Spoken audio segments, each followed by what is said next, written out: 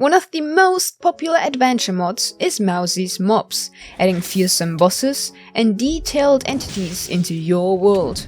With that, ahoy guys and welcome to today's video.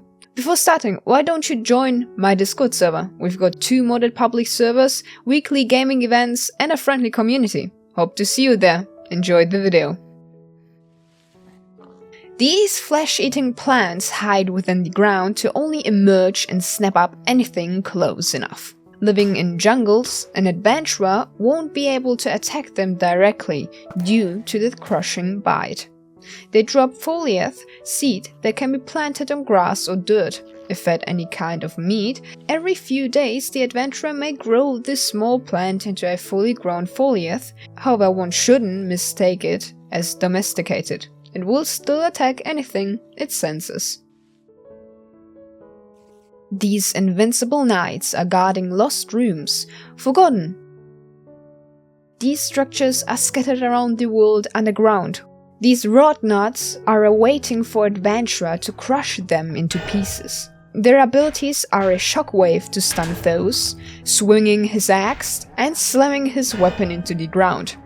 If a player decides to escape, the knight will go back to its petrified form and slowly regenerate health. Even though rumors has it, no adventurer was able to defeat them, these petrified paladins have a weak spot on their back.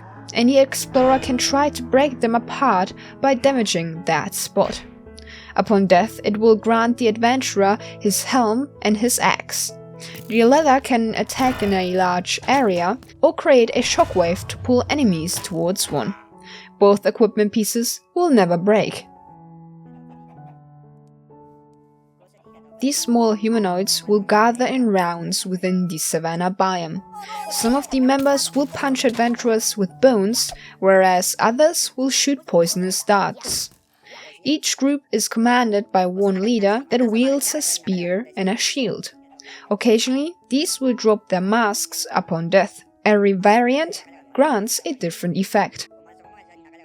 The small goblin-like Barakoa also inhabit the Barakoa village. Occasionally found within the savanna biome, the Barakoa chief rules over these rural lands.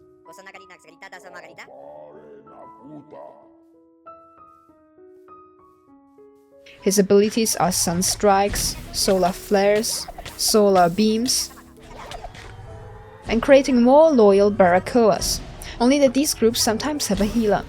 Upon death, the chief drops its mask, the Soul Visage. It allows the wearer to summon friendly Barakoas that will defend their new owner. One has to equip the mask firstly, and then use one of their masks to summon a Barakoa. Upon wearing the Soul Visage, a player is able to trade with Barakoas. This allows adventurers to acquire painted wood, and all weapons including the dart, blowgun, and the spear. The latter has a 1/3 chance to kill a foe instantly with less than 30 health, whereas the blowgun and the dart have to be combined to poison enemies as a ranged weapon. Very rarely an adventurer may trade for the Sun Blessing. With the right click, it grants the Sun's Blessing effect for 60 minutes. This item can call a Sun Strike or even fire a solar beam. The latter will decrease the effect by 5 minutes. The snowy areas from once worlds are now the home of the dangerous Frostmaw. This giant yeti-like entity sleeps peacefully holding a peculiar ice crystal in his hand. It will do anything to protect its precious treasures, rather dying than granting it the player. His abilities are to breathe icy wind that freezes entities for a few moments, crushing its foe with its paws, shooting an ice crystal, and standing up to smash its target into the ground, dealing enormous amount of damage. The easiest way to defeat a Frostmaw is to use the Sun's Blessing. As the ability still activates while being frozen, the adventurer can still deal damage while being immobilized. Upon death, it drops the ice crystal, which channels an icy whirlwind, freezing opponents. Occasionally, these can be transformed into icy statues. After losing all durability, the ice crystal will slowly regenerate until the player can use it once again. If a Frostmaw is slain while the weather is snowy, the player may scavenge a special music disc. Underground caves and ravines are inhabited by the Grottol. Only the quickest adventurer may catch these crystal crustaceans. Only pickaxes stronger than iron can damage these crab-like entities. If it is enchanted with Silk Touch, the Grottol won't be harmed but captured instead. A common method is to burn Grottols alive to gain their resources. However, it is up to the player to decide if they prefer this method. Gelatinous lanterns floating seemingly with ease within roofed forests.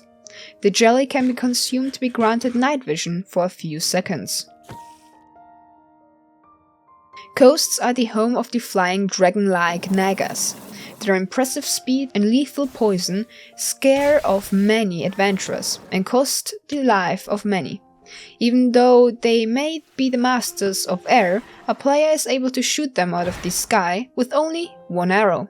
Their fangs, dropped upon death, can be used for various purposes.